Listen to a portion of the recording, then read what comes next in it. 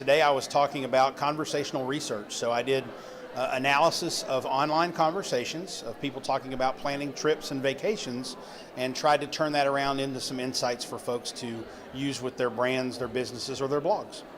So tell me, how do you go about, first of all, listening into these conversations? Eavesdropping, for want of a better word. Eavesdropping is a really good way to put it. So there are several platforms out there, software companies that offer up social listening as a platform. The one that I happened to use for the presentation today was called NetBase. There are several others. And what they do is kind of like Google. When you type in a keyword in Google, it goes out and searches the web for the most relevant content. Social listening platforms do the same thing. You type in a keyword, or you can actually identify an audience and say, I want to go out and collect all of the conversations that they're having on social channels and analyze the topics there. And so it can be really granular and complex, but that's kind of the overview of how you do it. So tell me, what we're trying to do is dispel the myths or the assumptions that brands and bloggers make in terms of what the consumer is actually looking for. Right. So what kind of research did you actually pull, or what kind of takeaways did you give the audience today?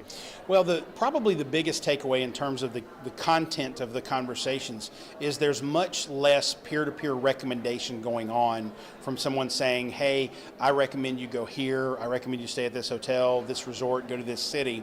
And so my insight that I tried to share with folks was, as travel bloggers, influencers, or as travel brands, we need to encourage that behavior more so, because those recommendations, those peer-to-peer recommendations, are going to spur more people to actually make those trips, make those reservations. So that was the main conversational insight.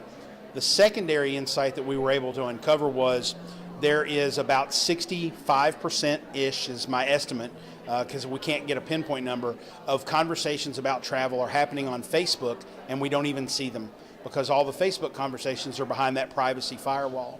You can analyze them now using something called Facebook topic data, so I showed a little bit of that, but it's just high level and it's imperfect, but still we're starting to be able to mine those Facebook conversations, which I think are about 2/3 of all the conversations out there happening. Very good. Thank you very much. Thank you.